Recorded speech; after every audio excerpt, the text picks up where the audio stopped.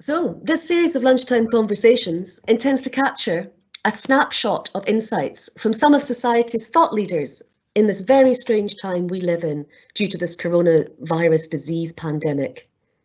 Here in the UK, it feels like we're just beginning to move from just coping to maybe thinking about planning and possibly recovery, whatever form that may take. Part of my role at Warwick University is to make sure our education programmes remain relevant and continue to serve the needs of society.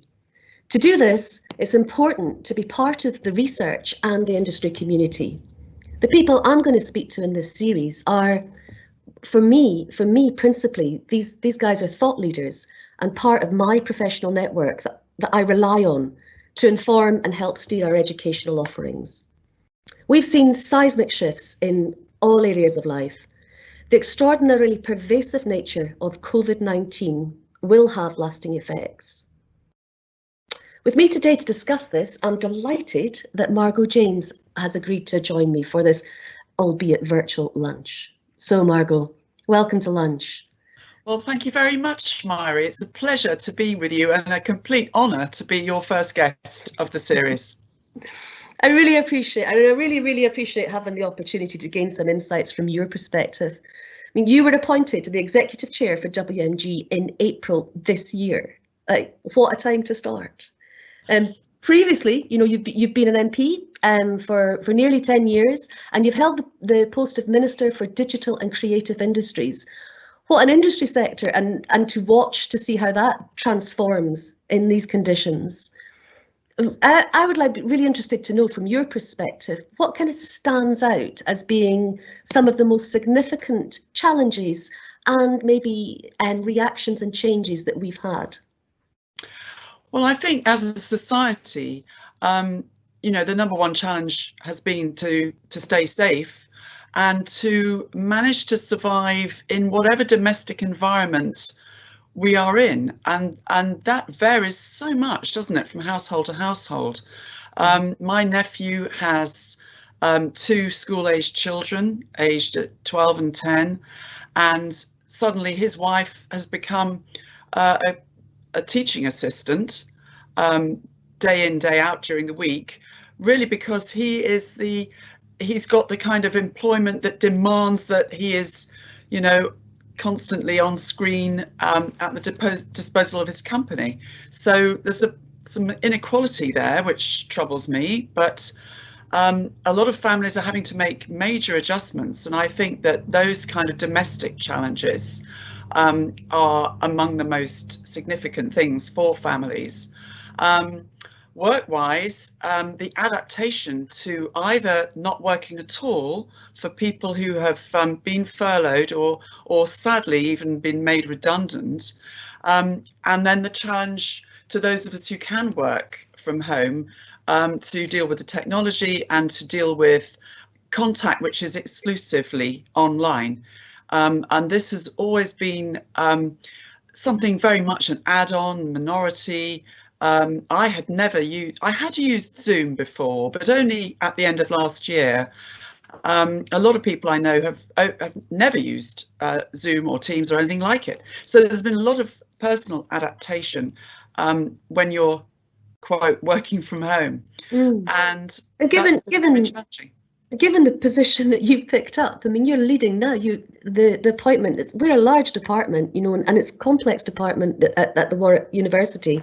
And we get involved in all sorts of different sectors with all sorts of different areas. So truly a kind of applied interdisciplinary kind of department that we are. And you've been given the task of being the executive chair to that. And so your squad, me and all my peers, we've undergone such huge changes in our own practices. How does it affected you, and how do you look to kind of galvanise and lead? How will you lead us? You know, what will you do? What's your sort of daily practice, and what informs you? Well, the brilliant talent that is WMG informs me, and also the talent that I meet online from the wider university. I mean, I'm very much identifying with a lot of the challenges that I see around me, although I'm not physically present. None of us, well, not many of us are, but the challenge of in the space of a month, or even less, to put all of that teaching, which is face-to-face, on campus, online, has been a huge undertaking. And I have regular contact with Robin Clark about his progress and his team's progress. It's the progress that is being made by each and every staff member. And I take that very seriously. That's a huge going undertaking. forward, I mean, because of education, and it's been in the news, the challenges, financial challenges, and many of the students that I'll speak to, we've got a huge international cohort of students, and they're all going to be affected, and the financial pressure we're operating under. And we've also had this big shift, as you say, to be able to be committed to our students that are with us this year, to make sure that they manage to achieve what they've come here to get with the quality that we can give them. How much of this practice, I mean, and I know it's a hard question to answer, but how much will sustain, how much will remain to be very much this blended learning? And do you see education changing substantially, or do you think it's this is a blip and we might revert back? Well, I think it'll, obviously, as you pointed out, Mairi, it changes this year, and it changes certainly for this year's students and for next year's students as well, because it's unlikely that we will be, even if a decision was made to return to what we left, and I'm not saying we should do that, but if that was a decision, then we wouldn't be able to implement that by October of this year, September of this year, in my opinion. So the change is going to be for at least 12 months. But I think that we're looking now at reshaping the academic year for the current year, but we're also looking at the future of education, as you say. And I think what we want to do is to capture the positives, because there have been some positives that students have remarked upon and that teaching staff have felt. So I think if we could look to a future of blended learning, which would comprise the important face-to-face, but backed up by online learning, I think we could reach new student populations by doing that, yeah, which would be exciting. My own experience, I supervise several master's students, and I meet with them on a weekly basis, and I've got to say I love the contact we've got, and I love that they look out for me, so having this opportunity to really feel like you're discussing their work, you're discussing their research, but you're kind of just interested in each other a bit and looking out for each other. So and that bit, I think I think the supervision is, I think it's better. I think I'm enjoying supervising loads with the students, and I feel like, I hope, I'm speaking on their behalf, but I hope they're quite enjoying the supervision they're getting too. So I guess that kind of element of it, I'd like to hold on to and make sure I continue my practice in that way for that kind of one-to-one supervision.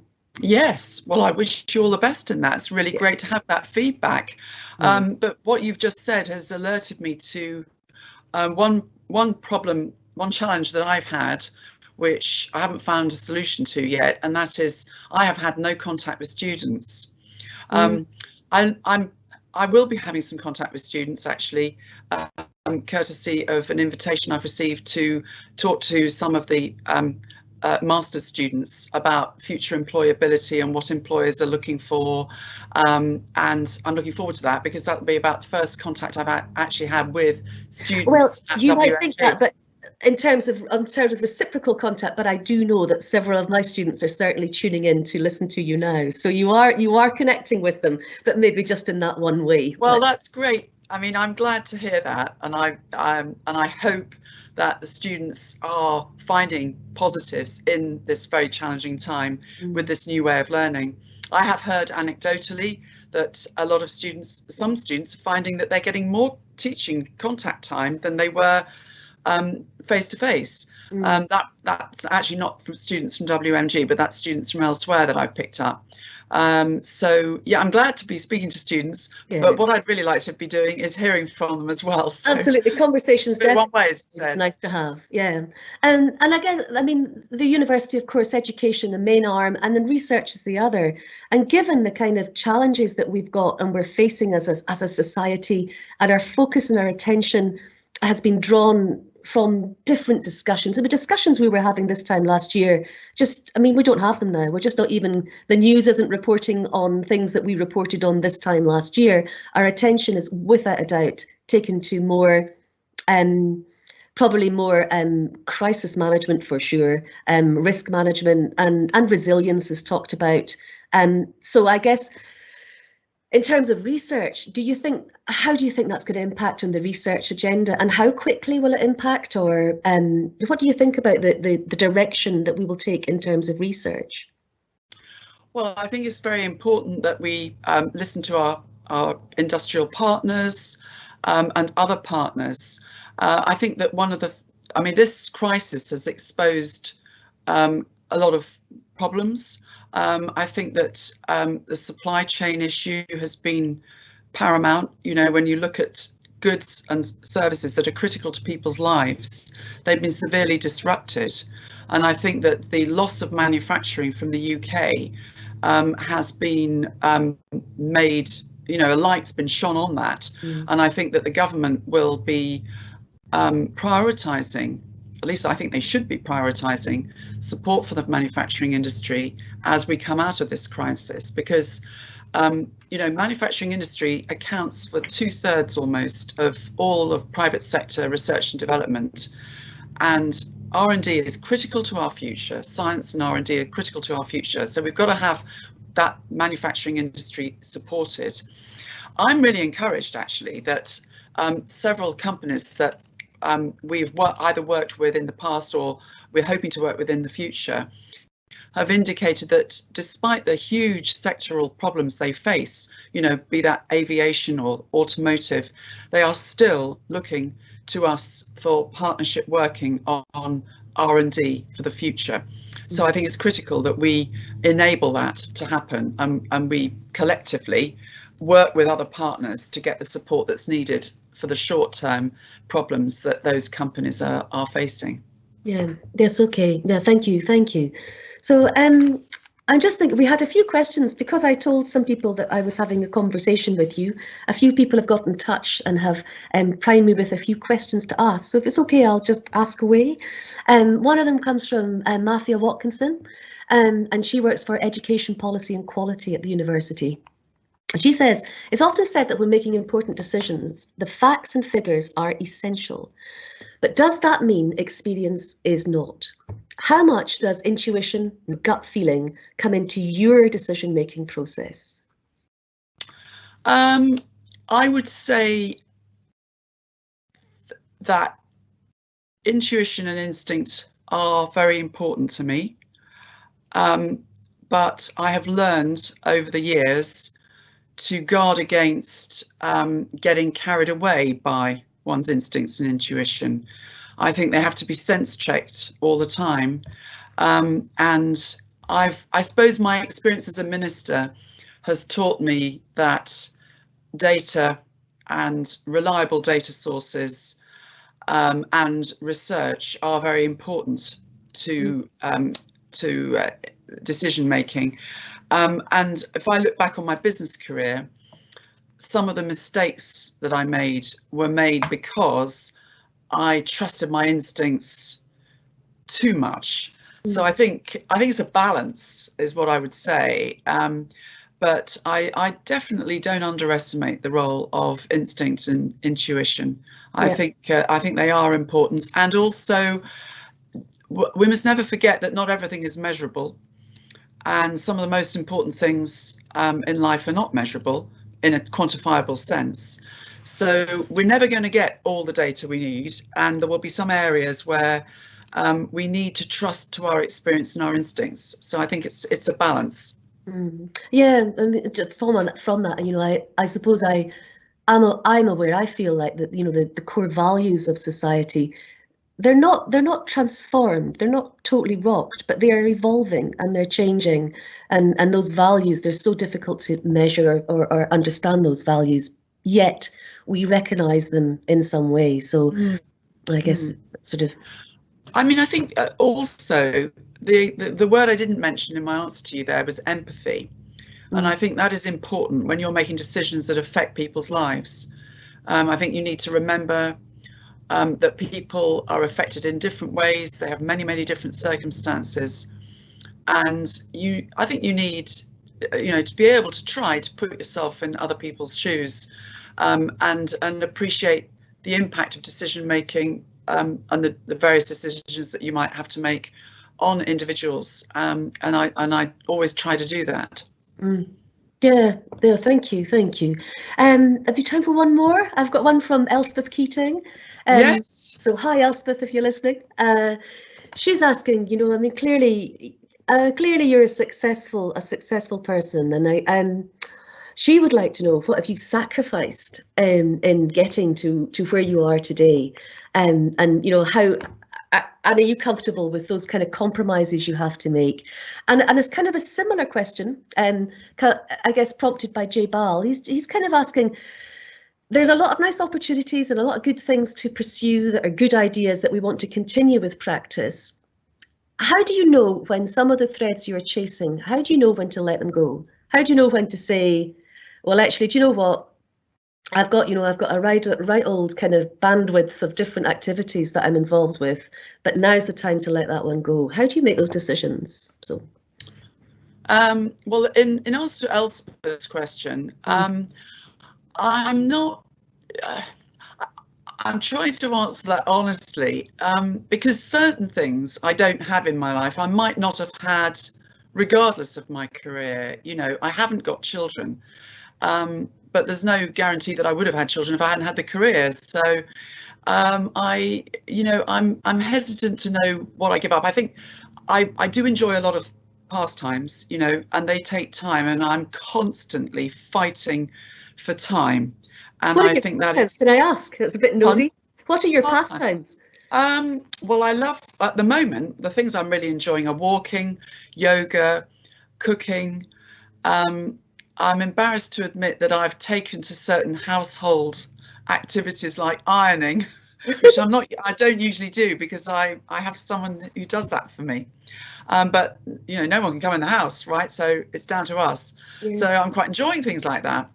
And I would like to say I like reading, because I did used to like reading, and that's something which I'm very conscious I need to make more time for. And I don't just mean work, reading around my work, which I'm obviously doing a lot of at the moment to familiarise myself with all the exciting things that WMG are doing. But I mean reading, for interest. I also used to work in the wine trade, and so I have a little wine collection which I'm often reading about, what to add to it and so forth.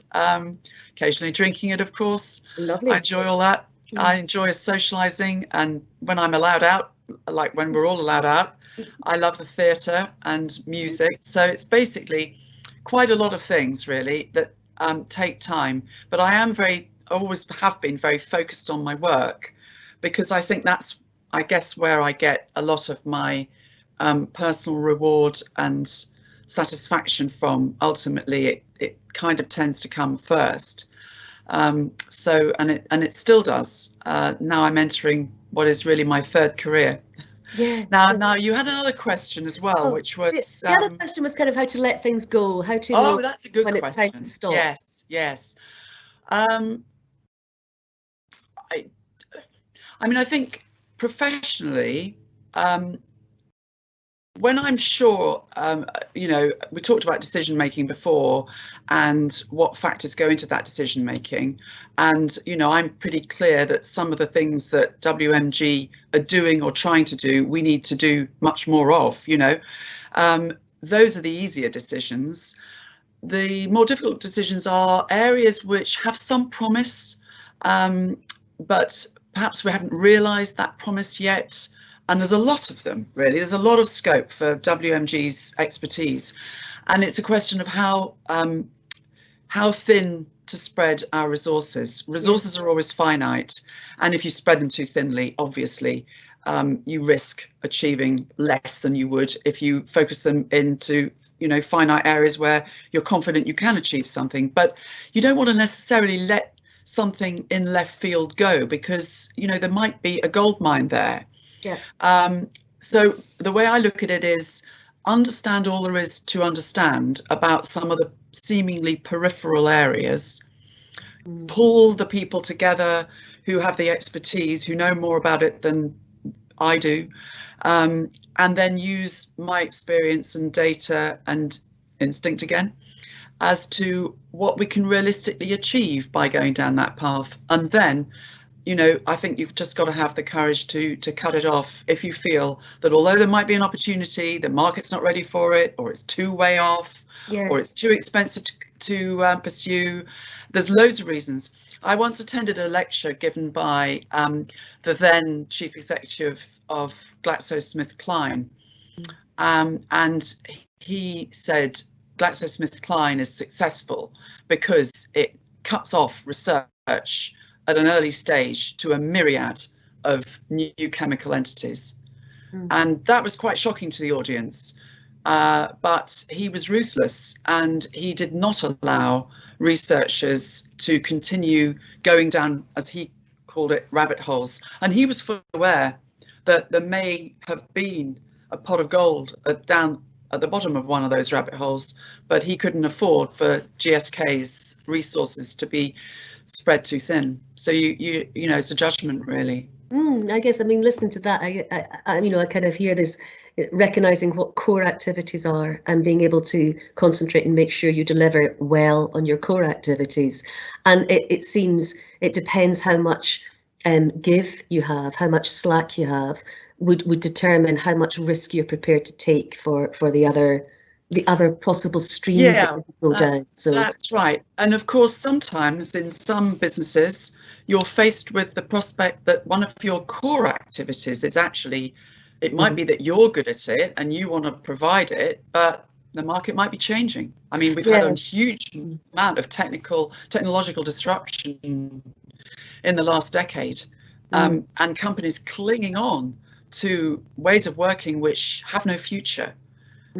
So you've got to keep a focus on how relevant your core activities are to the marketplace, you know, this year and next as well. Yeah. Well, thank you. A lot of balls to keep in the air. Oh, yes, absolutely. Yes. Well, there's the fun. Yeah. Oh, no. Well, thank you very, very much for sharing these insights with us. I mean, I'll use these insights, and I really appreciate it. I use these insights from the network. I'm privileged to have, because I work at Warwick Uni. And I am privileged to get that from being part of Warwick, but I use these insights to help inform me about what I should be delivering and developing in my educational programmes. I know that some of the students, they'll be using this stuff to help inform their research and their research direction, which is, it's really valuable for them. And they can use this, you know, they can use it in their dissertations. So if they're out there listening, you know, that's your job. And also just for the wider Warwick community, it's so valuable just to have those insights. Thank you very much. Thank you very much, Mairi. Thank you for having me on your lunchtime. Yeah, well, if anybody's listening to this and you'd like to hear more from Margot, please either just contact me directly or go to Warwick's website. And if you're watching this on the YouTube that we're going to upload of it, just follow the link on the closing slide that's going to appear. So thank you very much and have a nice lunch.